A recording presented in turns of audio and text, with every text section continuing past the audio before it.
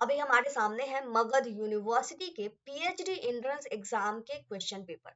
तो अगर आप मगध यूनिवर्सिटी से पीएचडी में एडमिशन लेना चाहते हैं या फिर उसके पीवाईक्यू को देख रहे हैं तो ये वीडियो ऑब्वियसली आपके लिए हेल्पफुल है। इसमें पेपर वन का जो क्वेश्चन पेपर है ना वो आपके सामने अभी है। इसमें क्या क्या पूछा जाता है, किस तरीके के क्वेश्चन पूछे जाते हैं, ये इसकी आपको डिटेल वीडियो बना करके बताई जा रही है। तो हम लोग चलिए शुरू करते हैं, लेकिन उससे पहले चैनल को सब्सक्राइब जरूर कर लीजिए ताकि आपको आपकी स्टडी की आगे की सारी इन्फॉर्मेशन इसी तरीके से मिलती रहे। अगर आप पीएचडी के लिए प्रिपेयर करें तो आपको इतना पता होना चाहिए कि जो पेपर वन होता है ये सबके लिए कॉमन होता है, चाहे आप किसी भी सब्जेक्ट से अप्लाई करें। और इसमें क्या होता है ना कि रिसर्च एप्टीट्यूड से, लॉजिकल रीजनिंग से, कुछ मैथमेटिकल जो डेटा बेसिस पे होते हैं उसके क्वेश्चन होते हैं, कुछ कंप्यूटर सेक्टर से होते हैं, कुछ इन्वायरमेंटल सेक्टर से होते हैं। तो इतने सारे सेक्टर से मिला करके आपको यहाँ पे क्वेश्चन पूछा जाता है, लॉजिकल रीजनिंग वगैरह। ठीक है, तो अब हम लोग क्वेश्चन पे ध्यान देते हैं।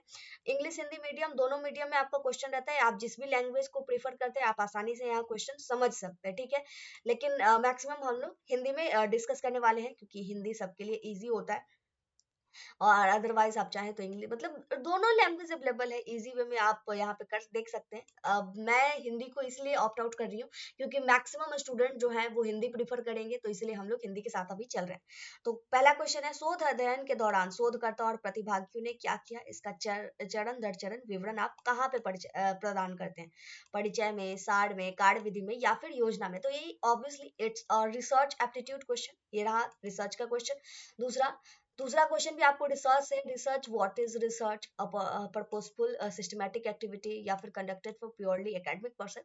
मतलब शोध क्या है, आखिर ये है क्या, एक उद्देश्य पूर्ण और व्यवस्थित गतिविधि है या फिर विशुद्ध रूप से शैक्षणिक उद्देश्य के लिए आयोजित किया गया। तो जो भी ऑप्शन है, यानी दूसरा क्वेश्चन भी आपको आ गया रिसर्च से रिलेटेड।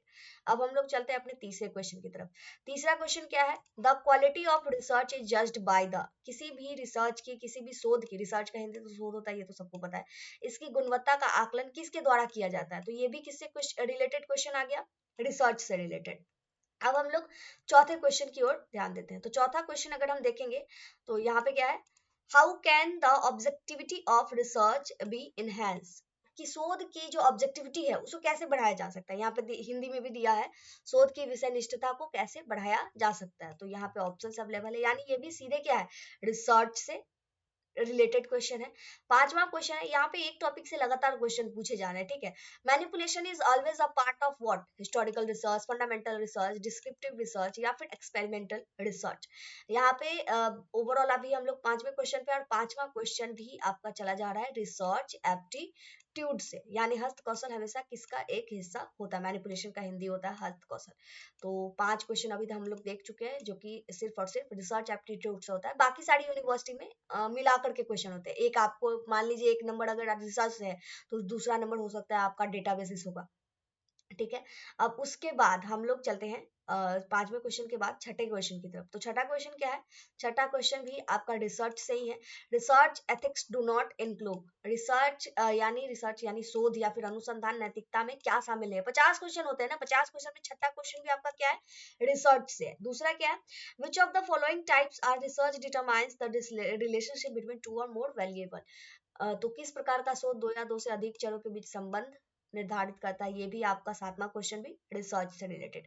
आठवां question, an indication of the quality of research journal, ये भी आपका आ गया रिसर्च से रिलेटेड। अब नीचे और स्क्रॉल करेंगे, नौवां क्वेश्चन क्या है, arrange the following step of research, research यानी शोध का जो स्टेप है कि पहले क्या होता है बाद में क्या होता है, तो उसको सीक्वेंस में बनाना है। तो स्टेप्स क्या क्या है, अनुसंधान, समस्या की पहचान, फिर उद्देश्य का सूची, डेटा संग्रहण, क्रिया विधि, डेटा विश्लेषण और परिणाम और चर्चा। तो इसमें सबसे पहले क्या किया जाता है, तो सबसे पहले अगर उद्देश्य की सूची या फिर समस्या की पहचान होती है, डेटा संग्रहण, तो कौन कौन सा प्रोसेस पहले किया जाता है, सीरियल वाइज में इसको जो है ऑर्गेनाइज करके सही आंसर ऑप्ट आउट करना है। तो नौवां क्वेश्चन भी आपका चला जा रहा है रिसर्च की ओर। ठीक है, 9 क्वेश्चन अभी तक हम लोग देख चुके हैं और वो सारे के सारे रिसर्च एप्टीट्यूड से पूछे गए। ठीक है, 9th नंबर क्वेश्चन को कंप्लीट करके अब हम लोग चलते हैं 10वें क्वेश्चन की तरफ। और 10वां क्वेश्चन क्या है, which research paradigm is based on the pragmatic view of reality. 10वां क्वेश्चन, कौन सा शोध प्रतिमान वास्तविकता के व्यवहारिक दृष्टिकोण पे आधारित है। और ये क्वेश्चन भी आपको चला जा रहा है रिसर्च एप्टीट्यूड से। वेट अ मिनट, यहाँ पे सीधे आप कैटेगराइज भी कर दिया गया है। अभी तक हम लोग रिसर्च एप्टीट्यूड से क्वेश्चन देख रहे थे, अब हम लोग लैंग्वेज एप्टीट्यूड से क्वेश्चन देखेंगे। तो लैंग्वेज में क्या है, select the correct parts of speech, थोड़ा सा ग्रामेटिकल है, तो ग्रामेटिकल क्वेश्चन भी आप यहाँ से देख पाएंगे। तो अभी आपको 11 12 क्या है, fill in the blank with correct form of word. 13 नंबर क्या है, choose the correct meaning of the, मतलब ये 11 12 13 ये 3 क्वेश्चन आपका किससे आया, लैंग्वेज से। आगे हम लोग देखेंगे। तो 14 number question, fill in the blanks with appropriated condition, और फिल इन द ब्लैंक्स इस तरीके के 14 नंबर क्वेश्चन, 15 नंबर क्वेश्चन, 16 17 ये सारे क्या है, ग्रामर से पूछे गए क्वेश्चन है। तो अभी 7 क्वेश्चन लॉजिकल से आ गए हैं, उस सॉरी लॉजिकल मैंने बोल दिया, लैंग्वेज से आ गए हैं, ठीक है। 18वां एंटोनोम ऑफ चैस्टिटी, उसके बाद correct meaning of the word एनियनेक। तो यहाँ पे क्या है, ओवरऑल 10 क्वेश्चन पहले आपका रिसर्च से आया, 10 क्वेश्चन आपका इंग्लिश ग्रामर से आया, जिसे लैंग्वेज एप्टीट्यूड कहा जाता है, ठीक है। अब आगे लॉजिकल रीजनिंग से क्वेश्चन पूछे जा रहे हैं। तो लॉजिकल रीजनिंग जो भी आप बनाते हैं, ऑब्वियसली अब पीएचडी के लिए अप्लाई कर रहे हैं, तो कॉम्पिटिटिव के लिए भी कभी ना कभी किए होंगे। तो यहाँ पे आपको लॉजिकल रीजनिंग क्वेश्चन यहाँ पे है। If three numbers in the, मतलब 3 संख्या इतने अनुपात में है, इस प्रकार उनके वर्गों का योग इतना है, मध्य संख्या क्या होगी। तो ये तो बेसिक सा लॉजिकल क्वेश्चन है, जो कि पीएचडी के लिए इजी सा है, जैसी लेवल का क्वेश्चन है लॉजिकल में। तो ये आपको आ गया। अब ये भी आई थिंक 10 की मात्रा में होंगे। तो 21 22 23, 22 में क्या है कि 5 क्रमागत सम संख्या है, A B C D E, उनका जो एवरेज है वो 52 है। तो ए और बी का गुणनफल क्या है, ये निकालना है। 23 नंबर क्वेश्चन क्या है, पिता की आयु पुत्र की आयु की दोगुनी है, इस तरीके से। तो उनका वर्तमान आयु का अनुपात क्या है, तो ये भी आपको हो गया। बाई सेलिंग, मतलब 45 नींबू को 40 रुपए में बेचने पर एक आदमी को 20% की हानि होती है, तो 20% के लाभ के लिए उसे 24 रुपए में कितना नींबू बेचना चाहिए। सारे के सारे एचएससी लेवल के लॉजिकल जो क्वेश्चन है ये है आपके सामने। तो ये डेटाबेसेस कुछ मैथमेटिकल क्या लॉजिकल में है, जो मैथमेटिकल क्वेश्चंस ही पूछे गए हैं, ठीक है आपको। तो यहाँ पे आपको इस तरीके के क्वेश्चंस मिल रहे हैं। 25वां क्वेश्चन क्या है आपके सामने, 3 पुरुष 9 लड़के एक काम को 21 दिन में कर सकते हैं, तो 5 पुरुष 6 लड़के मिलकर कितने दिन में कर सकते हैं। ये क्वेश्चन आप बहुत बना चुके हैं अगर आप कॉम्पिटिटिव का प्रिपरेशन करते हैं तो।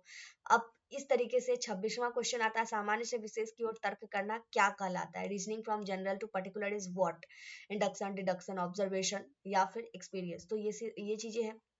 27वां number question, Abhinav walks 20 metre north, distance से भी थोड़ा क्वेश्चन आ गया कि अभिनव जो है इतना मीटर उत्तर की ओर चलता है, फिर दाएं मुड़ता है, 30 मीटर चलता है। तो इसके आधार पर भी आपका क्वेश्चन आ गया, यानी 10 क्वेश्चन आपको ओवरऑल लॉजिकल रीजनिंग, जिसमें डेटा बेसिस पे मैथमेटिकल क्वेश्चन भी शामिल है, उससे भी पूछे जा रहे हैं। तो यहाँ पे आपको क्लियर हो गया। फिर आपको थोड़ा सा ये अल्फाबेटिकल क्वेश्चन भी पूछा जा रहा है, जो कि एक ही है।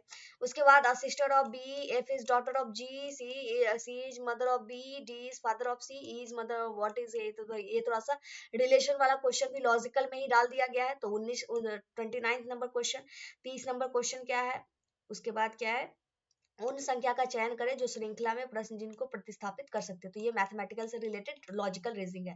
अब इस तरीके से आपका टोटल 10 रीजनिंग का, लॉजिकल रीजनिंग का, जिसमें मैथमेटिकल भी कंप्लीट इंक्लूडेड था, वो आपका कंप्लीट हो जाता है। अब हम लोग 30 क्वेश्चन देख चुके हैं। अब जो आगे का 10 क्वेश्चन है वो आपको ग्राफ से रिलेटेड है, ठीक है। पाई चार्ट बनाया गया है, पाई चार्ट को ध्यान से देखना है, जो भी क्वेश्चन पूछा गया है उसे बताना है। सॉरी 10 क्वेश्चन नहीं है, 3 क्वेश्चन है, 31 32 33, मात्र 3 जो है पाई चार्ट से क्वेश्चन पूछे गए। तो यहाँ पे आप देख सकते हैं, इस आपको ग्राफिटिकल क्वेश्चन भी मिलेंगे।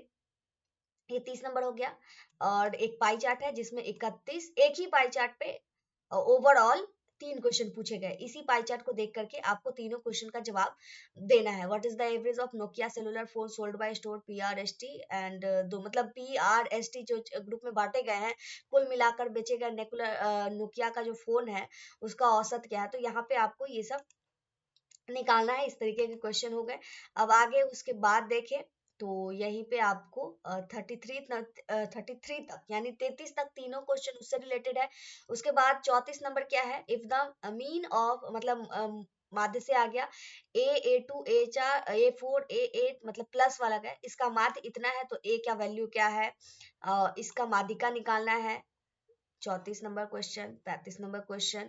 अब आगे देखते हैं, ये मैथमेटिकल से क्वेश्चन पूछ दिया गया। 36 नंबर, अब इन्वायरमेंटल से क्वेश्चन आ गया। वर्ल्ड एनवायरमेंटल कब मनाया जाता है? विश्व पर्यावरण दिवस। उसके बाद हमारे वायुमंडल में कौन सा गैस का परसेंटेज सबसे ज्यादा है? ये बेसिक सा क्वेश्चन है, इन्वायरमेंटल का है। चिपको मूवमेंट कब स्टार्ट हुआ था? कौन से मतलब डिकेड में, 16 में, 70s में? तो ये सब है, अगर आपको पता है तो आप obviously it can easily B answer. Easy easy सा क्वेश्चन है। तो इसके साथ अब आगे चलते हैं।